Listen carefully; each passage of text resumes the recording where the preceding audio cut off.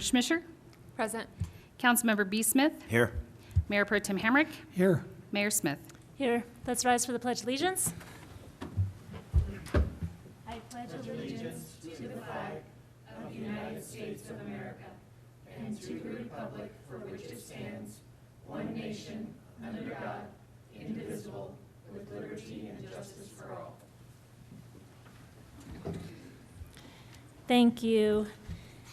I do not see any citizens request to speak to council unless there's anybody in the audience now that would like to speak. That's not on the, this is on the agenda. All right, any council member announcements? Mayor Pro Tem Hamrick. Thank you, Madam Mayor. We do have the general government meeting tomorrow night at 5 p.m. Wanted to remind everybody, we've got the Italian Festival coming up Friday and Saturday.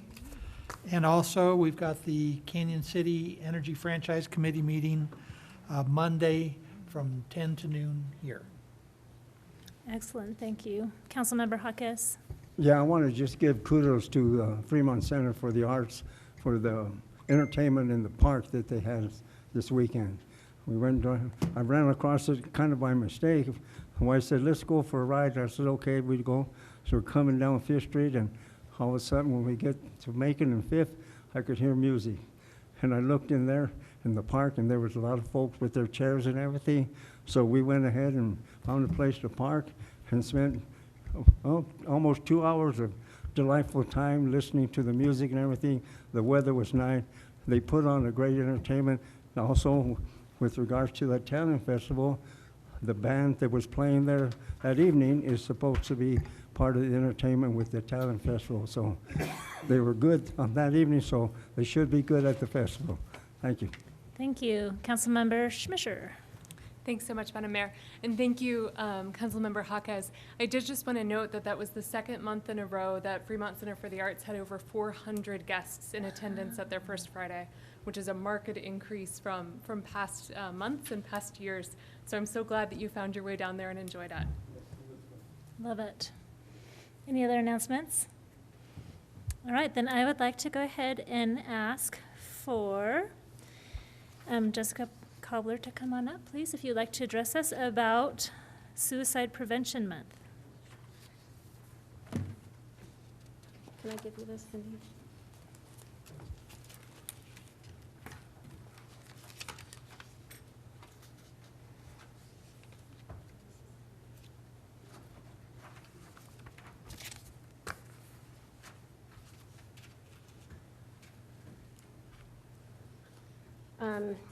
My name's Jessica Cobbler. Thank you again for having me here to do the proclamation for Suicide Awareness Month for September.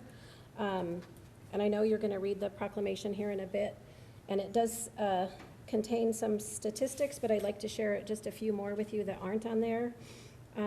In Colorado, suicide is the 7th leading cause of death. In Colorado, suicide is the 2nd leading cause of death for ages 15 to 44. In Colorado, suicide is the 5th leading cause of death for ages 45 to 54. Colorado ranks 5th in the U.S. for suicide deaths. In the U.S. statistics from 2019, suicide is the 10th leading cause of death. In the U.S. in 2019, 47,511 Americans died by suicide. In the U.S., on average, there are 130 suicides per day. I know it's easy for us to spew out a bunch of data. However, those statistics become very painful when your loved one becomes one of those numbers.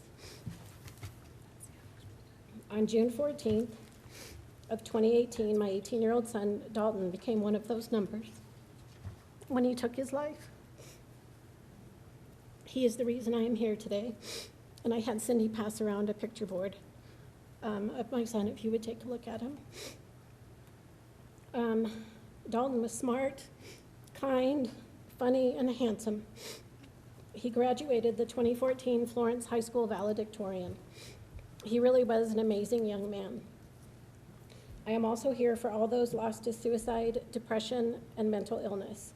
I am here trying to break the stigma about mental health. I am not an expert. I am just a mom that lost her son to suicide. I always share the same things about Dalton. How could I not? I don't have any new memories to share. So this time I decided to share something written by a friend of his. She was a grade younger than him in high school. Her and I have kept in touch over the years with a Facebook message here and there. She sent this to me on June 17th, 2021. I'm sharing because I want you to know what his friends thought of him, not just what I, his mom, thought of him. Each day I know when someone passes, everyone uses words like, oh, how loving, smart, and how sweet. But knowing Dalton really was quite an amazing treat. He seemed a little on the quiet side until your paths begin to collide. Then suddenly he was full of life and conversation. He could help shed light on any situation. He was always there when you needed to talk. He was genuine and didn't care to follow the flock. That beautiful mind had so many ideas, stories, and such. They sat inside his head and probably at times became a little too much. Not that you could tell, he always wore a welcoming grin very, very well. I wish he could have felt his friends and family's love while he was still here, all the people who held him so dear. We miss him not just today, but every day, though he is always around us like a warm sun's ray. Whenever we watch a Nuggets game, when we meet a stranger with his name, if we hear a cheesy science pun, or when we hear a song that reminds us of his everlasting fun. He's not gone, not really. To believe that is quite silly. Dalton is here with us through the good and the bad. I know he wouldn't want us to be sad. So we remember him each day until we reunite and can put our sadness at bay. Rest in paradise, Dalton.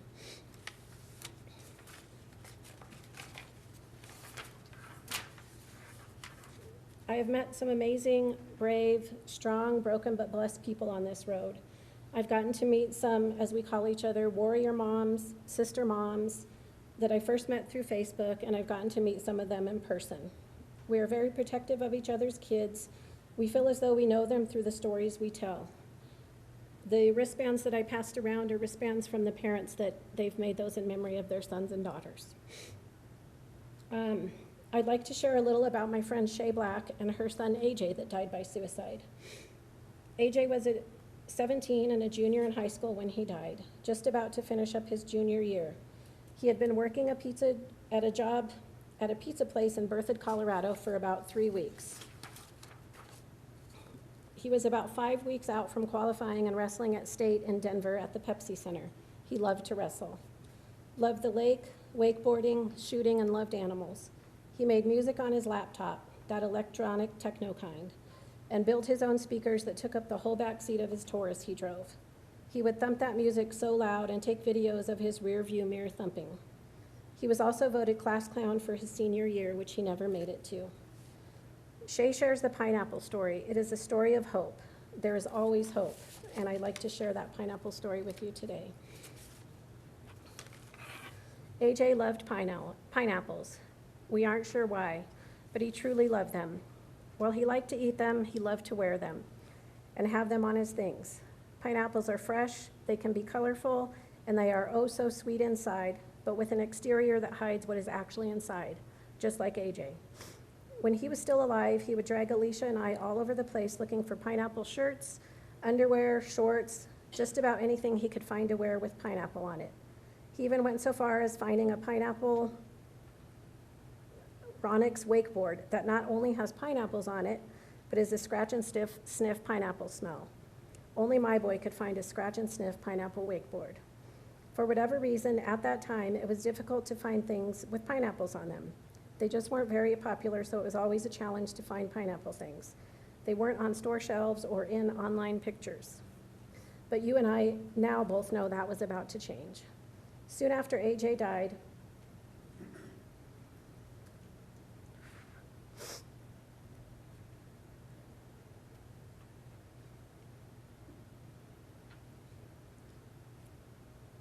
it seems like there were pineapples everywhere.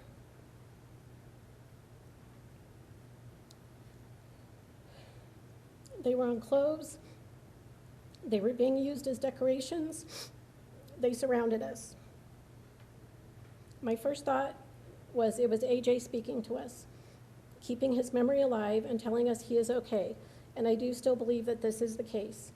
Whether it be our loved ones or it be God, they both want us to know that our family and friends who have passed away are okay, safe, and happy. And they want us to be happy. Tears through smiles, I always say. but I believe there is so much more to the pineapple story. One day, just recently, a realization hit me. The pineapples surrounding us are all here for so much more than a reminder of AJ, although I love that reminder anytime I can get it. They are here in droves to show us all hope. AJ spent a lot of time searching for his pineapples, but he struggled to find them. If he would have just waited a little bit longer, do you see how many pineapples he would have been surrounded by? His pineapples were coming. They were just around the corner. If he would have just taken a moment to realize that tough times and challenges come and go, and reminded himself that his pineapples were coming, maybe he wouldn't have made that horribly spontaneous decision. And if he would have reached out to any of us, we could have told him that his pineapples were coming. He was just at a temporary spot where he couldn't find them. But they were there, just waiting to be discovered and enjoyed. Maybe not that day, but they were coming. He just needed to get to them, and we would have helped him. We would have done anything. But unfortunately, AJ made the decision to leave this life. He left when the pineapples were so close to surrounding him. Just look at what look what he could have today if he just wouldn't have left. Just look at all the hearts that would not be broken if he just wouldn't have left. So the lesson here for all of us is that your pineapples are coming. Sometimes they are just moments away, but if you give up now, you won't ever see them. You have to keep reaching, keep striving, keep asking for help, and keep taking those deep breaths. Keep telling yourself that it is okay to not be okay, but it's not okay to miss out on your pineapples. When you see a pineapple, continue to think of AJ, his humor, his light, his love, but I also want you to think of hope. When you see a pineapple, your hope. Please know that there is always hope. With this being Suicide Awareness Month, please take some time to educate yourself. Talk to others about mental health and suicide. Help break the stigma of talking about mental health and suicide and caring for others who are struggling with it. See mental health as the same as physical health. It is the same, whole body care. You would go to the doctor if you had a broken bone, if you had pneumonia, if your back hurt, to get help with the pain or the symptoms. Going to the doctor if your brain feels off, is telling you strange things, making you do things that you don't feel are normal is no different. Just as cancer, diabetes, and heart disease can kill, so can depression, anxiety, and mental illness. Visit with people at your local mental health agencies. Talk to them about the mental health education available and how you can help with the movement to replace the stigma, judgment, and hopelessness with love, openness, acceptance, and hope. Learn it's okay to reach out if you need help, and learn it's okay to reach out to someone you think is struggling or you notice something may not be quite right with them. You might just save a life, maybe even your own. I believe that we can all make a difference.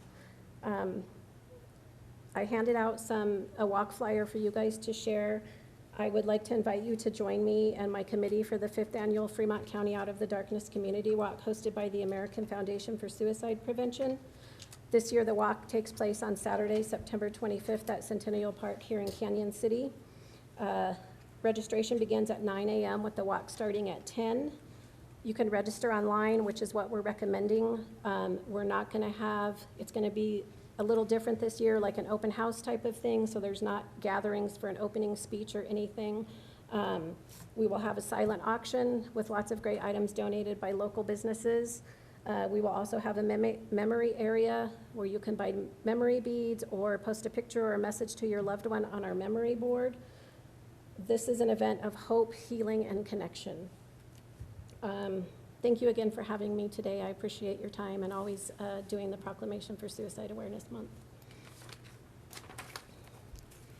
Thank you for sharing your touching message and bringing awareness to our community that there is hope, and it's just worth waiting through the dark days. Thank you. So City Council, we're going to read the proclamation, but we would like to all participate in doing it. So Councilmember Jaquez, if we can start with you in reading the first segment, and then we'll just go down the line from there. I hope I can read it. It's not on my glasses. And if I mess it up, please forgive me. Canyon City is home to more than 16,000 people, a place of destination for thousands thousands of visitors annually and the site of about a dozen state correctional facilities, and The Fremont County Coroner reported 20 suicides were investigated in 2020, none of which were offenders in the state and federal prisons. And Whereas Fremont County's average number of deaths by suicide typically is 12 to 16 per year, and whereas suicides cost Colorado a total of more than $1 billion of combined lifetime medical and work loss in 2017, or on average of 1.2 million per suicide death, according to the American Foundation for Suicide Prevention. And Whereas in 2020, suicide was Colorado's 7th leading cause of death. And Whereas, among all injury deaths occurring in Colorado in 2020, suicide was the second leading cause of death, just below motor vehicle fatalities. And Whereas on average, there are 132 suicides per day in the U.S. and maybe take that last one. whereas on average, one person dies by suicide every 7 hours in the state. now therefore let it be proclaimed by Canyon City Mayor Ashley Smith that September 2021 is hereby designated as National Suicide Prevention Month in Canyon City. Mayor Smith and the Canyon City Council do urge all people of Canyon City to become educated on suicide prevention awareness and support those affected by suicide during this month and throughout the year. Thank you. Thank you again. Thank you. We'll now move our time to item number 7, and that's our consent agenda. Ryan Stevens. Thank you, Madam Mayor, members of council.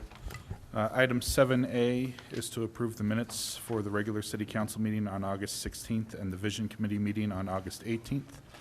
7B ratifies the mayor's signature on a letter of support for the Hotel St. Cloud. 7C authorizes the city administrator to sign a service contract for Joshua Broussard, Education Paleontology Liaison. 7D declares surplus and approval of disposal for a 2006 Ford Crown Victoria. 7E declares surplus and approval of disposal for a 1996 Dodge pickup and a 2001 GMC pickup. 7F is the monthly budget summary for June of 2021. And 7G is a list of bills. Are there any questions from council on the consent agenda? Councilmember Schmischer? Thank you, Madam Mayor. I just had one question, Administrator Stevens, with regard to the service contract for the Education Paleontology Liaison. I believe if I'm understanding the contract correctly, it's for the research, but not necessarily the filming and editing of the 4 to 5 educational videos. And I Yes. just wanted to seek clarity on where the funding for that would come from. Yeah, so this is a pass-through grant, so it all goes through BLM, but it is for the educational coordinator, or the paleontology liaison, I'm sorry. If there is anything that would be, it would be in-kind work that would be done by city staff. So there's no additional funds coming from the city. Thank you so much for that clarification. Any other questions from council? Mayor Pro Tem Hamrick? Thank you, Madam Mayor. Administrator Stevens, I probably have heard this answer, but I'm looking at the monthly budget summary, and I'm looking at specifically the public safety page there, which is page 4, I think, of 14. And just a general question, we've got, because of our challenges in staffing, we have a lot of unspent funds there. What is the fate of those funds? Do they just go back in our general account? Yeah, they would go back into general funds. They'd be unspent funds at the end of the year, so they would just be banked towards the general fund. We have looked and discussed potential hiring bonuses and things like that with some of those unused funds to try and recruit officers, and those discussions are still taking place. I appreciate that, and I appreciate the kind of thinking outside the box to see what can be done. If we do have, unspent monies like that are intended for salaries, I, for one, would be more than happy to see them go for some type of, compensation for either our existing officers or future officers. Thank you, Mayor Pro Tem Hamrick. If there aren't any more questions, I would like to entertain a motion to approve the consent agenda. Councilmember Smith. Madam Mayor and Council, I move to approve the consent agenda as written. I second. There's been a motion and a second. Any discussion? Call a vote, please. Councilmember Dennehy? Aye. Councilmember Jaquez? Aye. Councilmember Reed? Aye. Councilmember Schmisher? Aye. Councilmember B. Smith? Aye. Mayor Pro Tem Hamrick? Aye. Thank you, Council. Ryan, would you like to give an administrator's report tonight? Sure, I'm not going to go through the entire report, but a couple of highlights. In the report, it talks about Rudd Park being vandalized, and since school has been back in session, we've seen less of that vandalization. That vandalization was taking place from when our Parks Department would go home around 3:30 to when the bathrooms were locked up at night between 10 and 11 p.m. That has gone down. It is not believed to be homeless, but potential juvenile disruption. But with school being back in session, we've seen those occurrences a little bit fewer and far between. The other aspect that I wanted to bring up in the council report is the attachment, which is a number of single-family home permits that we've done this year. Last year, I believe we did 38 for the entire year. We're at 35 so far through the end of August.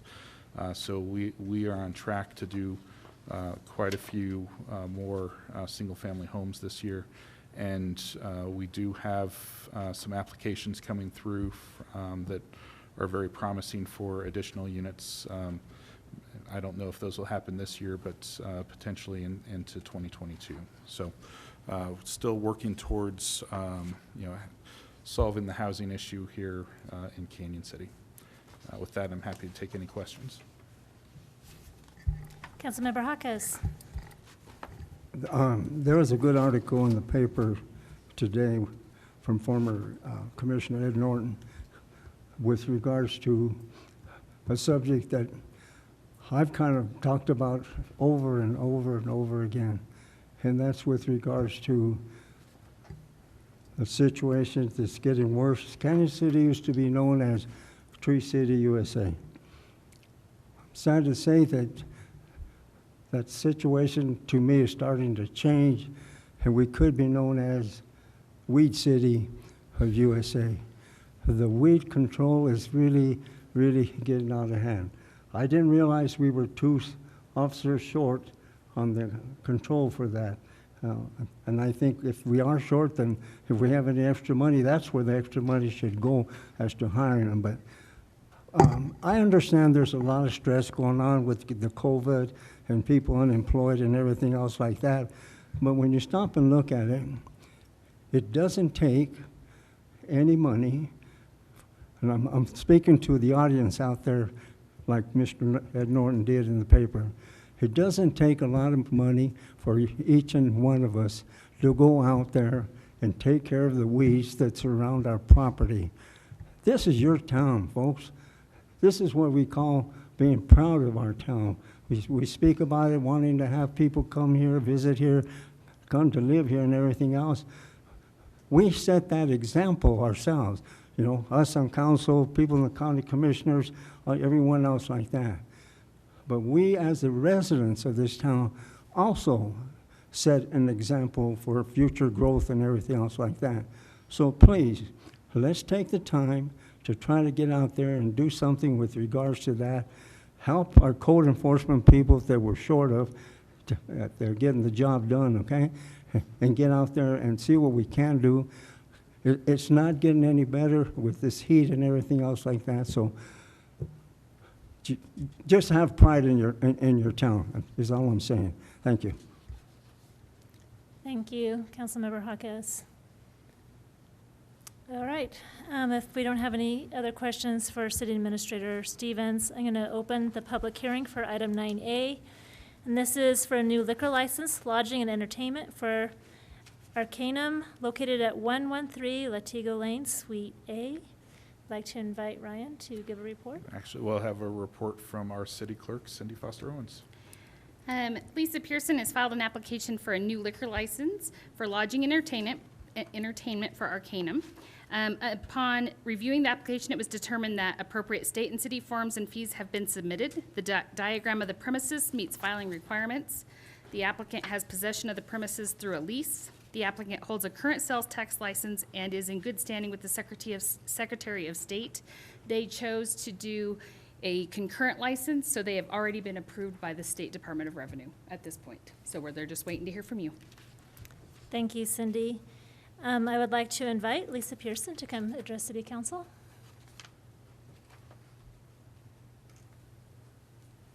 Hello.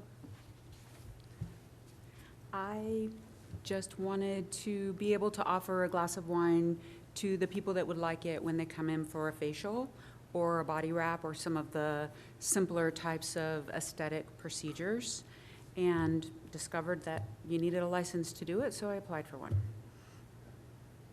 Okay. I will stay up because we will have some questions for you from the City Council, but I do also need to ask if there's anyone from the public that would like to speak on this matter. All right, so City Council, you have been given a sheet of questions for a new liquor license applicant. You're not required to ask these, but you're welcome to if you'd like.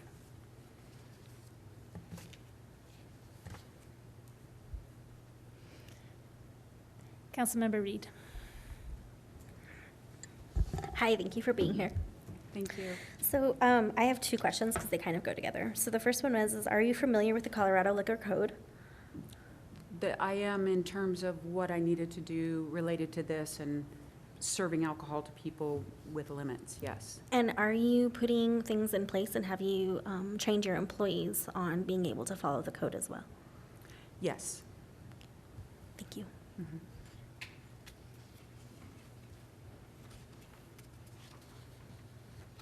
Any other questions from council? If that is the case, then I would like to close the public hearing Thank you. and ask for a motion to approve item 9A. Thank you. Councilmember Dennehy. Madam Mayor, I would like to make a motion that we approve item 9 on the agenda tonight for the approval of the public hearing for the new liquor license for Arcarium. Second. There's been a motion and a second. Any discussion? Roll call vote, please. Councilmember Dennehy? Aye. Councilmember Jaquez? Aye. Councilmember Reed? Aye. Councilmember Schmischer? Aye. Councilmember B. Smith? Aye. Mayor Pro Tem Hamrick? Aye. Thank you, council, and congratulations, and enjoy giving those facials and the extra service that you're giving to your clients.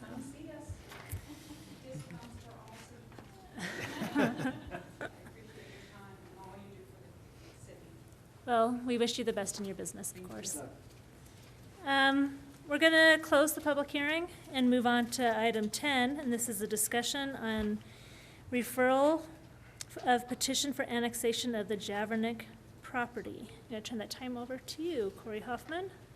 Good evening, Madam Mayor, members of council. There is absolutely no action required on this item. What the statute requires is that the city clerk refer to you as a communication anytime a petition for annexation is received. So the minutes will now reflect that an annexation petition has been received. The first time you will be asked to take action on it will be at your next meeting, where you will set a public hearing if you find the resolution to be in substantial compliance. But this is frankly just checking the box on acknowledging that this is being referred to you as a communication. So no action whatsoever required. Okay, so this is being referred to as communication. Thank you. Any questions for the attorney? Okay, then we'll move on to item B, introduction and adoption by title only of Resolution 20, Series of 2021, entitled A Resolution of the City of Cañon City, Colorado, authorizing the waiver of fees in connection with the construction of 3 residences. Ryan Stevens. Yes, Mayor and members of council, this is a resolution to provide an incentive for the Upper Area Arkansas Council of Governments for their not self-help, but for their program, including these 3 addresses. And we've done this, I believe, the last 1 or 2 years for the Council of Governments to provide assistance for these folks who will be building their own homes. And we do have Amanda Morale with the Council of Governments here to talk specifically about the program. Come on up, Amanda. So yet another opportunity for affordable housing in Canyon City. Yes, thank you, Madam Mayor. So I just want to say that we're excited to announce that we have 3 applicants for our next self-help build. We are hoping to have this construction start within the next 90 days, but we do need your help on waiving those fees, which would include the water tap, meter pit fee, plan review, building permit fee, and mechanical permit fee of 50% if you could waive them. The self-help housing program is for people who currently do not own a home, who have good credit, and are at 80% area medium income or lower. Our program participants work together to build their homes. They cannot move into their homes until they're all completed, so they all work on each house together.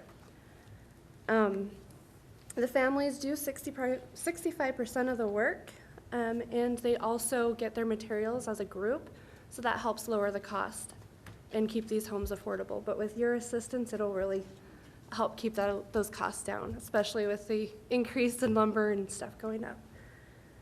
We have COG, as in we, have partnershiped with the USDA Rural Development and have been administering this program since 1999. We have built 115 affordable homes in the area that we cover, and of those 115, 84 are here in Canyon City. We want to continue this program, but do need your guys' help in waiving those fees. Amanda, you had mentioned to me that there's a need for volunteers to help, so the future homeowners, they help, but it takes a lot more than just them to build these homes. Correct. We encourage all of our homeowners to invite family, friends, churches, anybody who can come out and volunteer. They have to get 30 hours a week on building their homes. Most of these families work 40 hours a week. So their Saturday and Sundays are spent working on these houses, sun up to sundown. So yes, volunteers, anybody who would like to come out and help. I have a current group going now of 6. We're hoping they'll be done in October. You want to volunteer, let me know. I would love to have you guys join, or if you know somebody who would like to join and volunteer. And then we're hoping when this group is done to start this next group of 3 starting in October as well. With it being a smaller group of 3, we'll need a lot of volunteers. Awesome, thank you, Amanda. And if anyone is interested, I would say they would just call UCOG, the Upper Area Council of Governments, and ask for Amanda Morelli. Yes, ma'am. Are there any questions for Amanda about her program? Councilmember Reed. Hey, Amanda, I have a question. So for right now, you said you have 3 coming up. Is that typical? You mentioned that's kind of small. So how many do you usually do at a time? So 3 is our smallest group. We won't build less than 3 at a time. The largest group I believe that we've had is 12 at a time, but that can get kind of too big and a little bit too much. Our current group of 6 that we have going right now is a good average. We like having that number. Can I ask why there's 3? Like what Sure. has contributed to that? So the reason there's 3 is the subdivision that we only have 3 lots left, and we want to finish those lots, close it out, and look for the next location. Perfect, thank you. You're welcome. Excellent. I'd like to entertain a motion if somebody would like to make one for Resolution 20. Councilmember Smith. Madam Mayor and Council, I move to approve Resolution 20, Series of 2021. I second. There's been a motion and a second. Any discussion? I'll call a vote, please. Councilmember Dennehy? Aye. Councilmember Jaquez? Aye. Councilmember Reed? Aye. Councilmember Schmisher? Aye. Councilmember B. Smith, Aye. Mayor Pro Tem Hamrick. Aye. Thank you, City Council, and congratulations, Amanda, and to your families. Yes, thank you all. I appreciate it.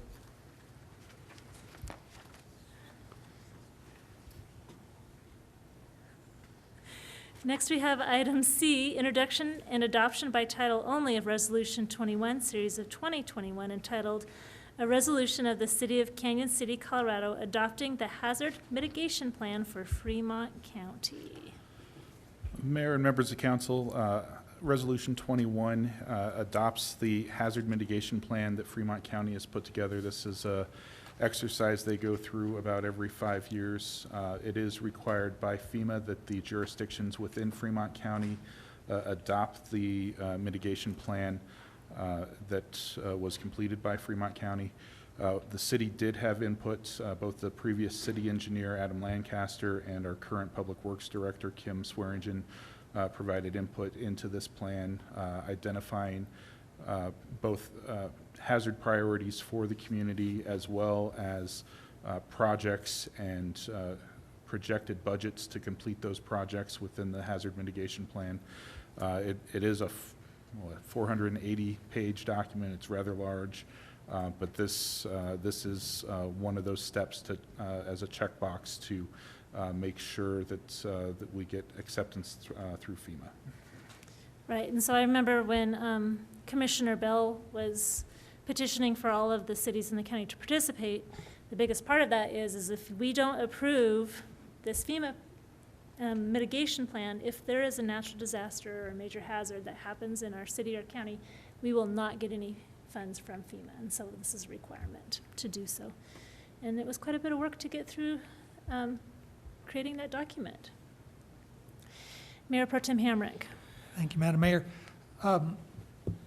Administrator Stevens, can you tell us a little bit of the kinds of hazards that the plan deals with, and a little bit of what the city responsibility or role will be in mitigating those? Yeah, so for the county, wildland fire was one of the big ones, obviously with our recent history with the YMCA fire and the bridge fire. Stormwater management is one of those priority areas. Those tend to be two of the largest ones. And of course, with the recent pandemic, that is another item that rose up the list this year for this 5-year plan. So those are kind of in the realm of natural disasters. The pandemic is a little bit different category. Are there other categories of hazards that we need to mitigate in terms of FEMA's requirements? I am sure there are, but I'm not. I don't have the plan in front of me, but I mean, we're not mitigating terrorism or something like that. No, these are natural. These are mostly natural disasters. Mostly natural yes. disasters. Thank you for that. Councilmember Smisher. Thank you, Madam Mayor. Administrator Stevens, I just wanted to confirm that there were no outstanding issues or concerns by yourself or by city staff with regard to the plan, that you are comfortable with it and that it addresses everything that Canyon City would need to be concerned about in terms of mitigating Yeah, these sorts of emergencies. as far as our section goes, we provided that input. The county went through a very thorough process. They had a third-party consultant that facilitated a lot of that work, and staff is comfortable with the plan and recommends approval of this resolution. Thank you. And just one additional question. I know you mentioned that it includes some programs or mitigation steps. Do you foresee that being an issue with regard to our budget or with regard to budget planning in the 5-year period that it covers? Yeah, a lot of the projects have already been identified through our capital improvement plans, and when it comes to stormwater, we have a very large outstanding project list that we do not necessarily have funding for. But again, this is one of those opportunities where if you don't approve it, and there is FEMA grant money available for a potential project, if you don't have a hazard mitigation plan in place, you're not eligible for those funds. Thank you. If there aren't any more questions, I would like to entertain a motion to approve item C.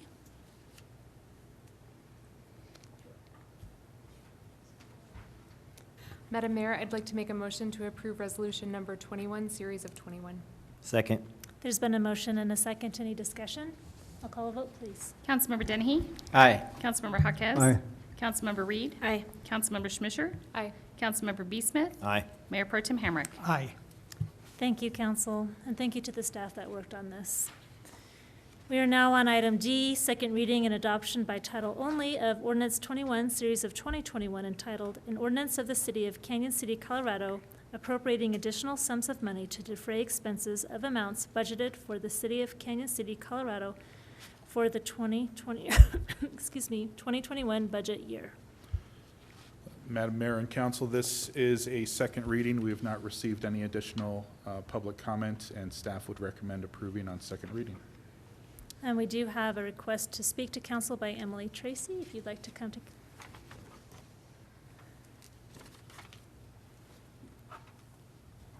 Hi, good evening, Mayor and Council and staff. I unfortunately couldn't attend the previous meeting. Didn't have Wi-Fi where I was in Montana.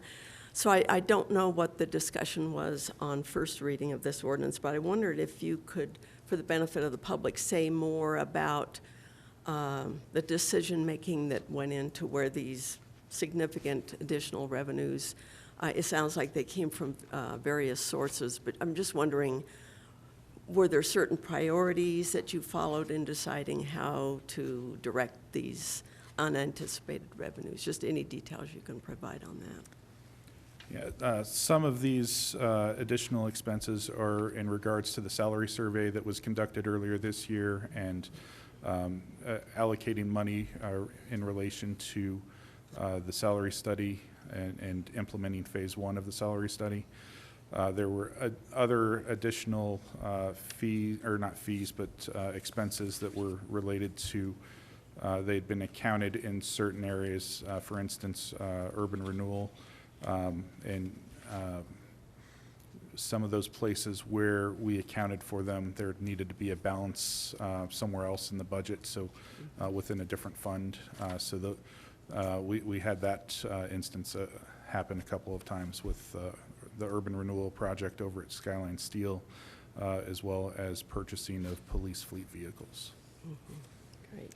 So if I'm understanding the language in the ordinance correctly, then it shows the original appropriation for, I don't know, a dozen or more funds, and what those additional amounts for each one of those funds is from the more than $2 million of unanticipated revenues.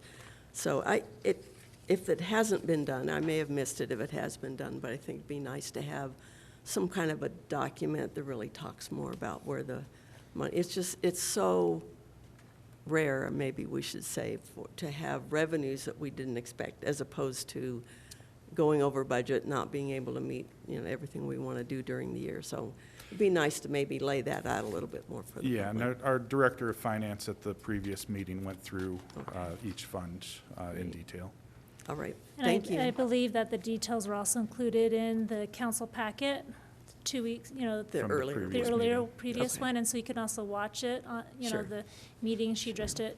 We actually do this every year, especially when there's larger sums of money. They Right. really, council wants to see and have an explanation for where things are going and why. Right. I know that some of this probably could have been, or was anticipated, maybe not all of it. It's kind of a strange time with COVID and federal grants and all of those kinds of things. So I will look back at that, but thank you. Yeah, thank you, Emily. I will say too, we definitely keep an eye on each line item in almost every monthly filing of bills. As a council, we're usually pretty conservative with any kind of spending, especially when Sure. we go over budget. Right. I think just from the public's point of view, the more, and maybe they're not out there, I don't know, but the more that they know about the decision-making that goes on and how you prioritize certain things, I think the better it is for the community. But thank you, yeah. Okay, so this is a second reading. I would like to call for a motion. Councilmember Smith. Madam Mayor and Council, I move to approve Ordinance 21, Series of 2021 on second reading. Second. There's been a motion and a second. Any further discussion? I'll call a vote, please. Councilmember Dennehy? Aye. Councilmember Jaquez? Aye. Councilmember Reed? Aye. Councilmember Schmisher? Aye. Councilmember B. Smith, Aye. Mayor Pro Tem Hamrick. Aye. Thank you, City Council, and thanks to our Finance Department for the work that they put into this. We're going to move on to another second reading, and this is an adoption by title only of Ordinance 23, Series of 2021. And this is concerning vacating a portion of the alley in Block 22, Fruitmere subdivision. Thank you, Madam Mayor. Again, this is a second reading. Staff recommends approval on second reading. We have not received any additional public comments, and the vacation of this alley, there are no utilities in the alley, and we do not see a future need for access to the alley. Councilmember Smith? And just to refresh anybody that is watching, this is the one where the alley's already blocked, right? Yes, there are buildings currently occupied over the alley right away. Yes. Thank you. So we're just cleaning up boundary lines. Okay, would anyone like to make a motion for ordinance 23, series of 2021? Madam Mayor and Council, I move to approve ordinance number 23, series of 2021 on second reading. I second. There's been a motion and a second. Any discussion? I'll call for a vote, please. Councilmember Dennehy? Aye. Councilmember Jaquez? Aye. Councilmember Reed? Aye. Councilmember Schmisher? Aye. Councilmember B. Smith? Aye. Mayor Pro Tem Hamrick. Aye. Thank you, City Council, and to the staff that have worked on this. It's now time for item 11. This is for the City Council to go into executive session. We do need to have a motion to go into executive session. Mayor Pro Tem Hamrick. And I'm prepared to make that motion, Madam Mayor. I move that the City Council enter into executive sessions for the following purposes. An executive session to hold a conference with the city attorney to receive legal advice on specific legal questions pursuant to CRS 24-6-4024B regarding impacts of the city of persons experiencing homelessness, and to consider personnel matters regarding the city administrator's evaluation process pursuant to CRS 24-6-4024F. Second. There's been a motion and a second. Any discussion? I'll call a vote. Councilmember Dennehy? Aye. Councilmember Jaquez? Aye. Councilmember Reed? Aye. Councilmember Schmisher? Aye. Councilmember B. Smith? Aye. Mayor Pro Tem Hamrick. Aye. It has passed. This, we'll now adjourn the open meeting and move into executive session.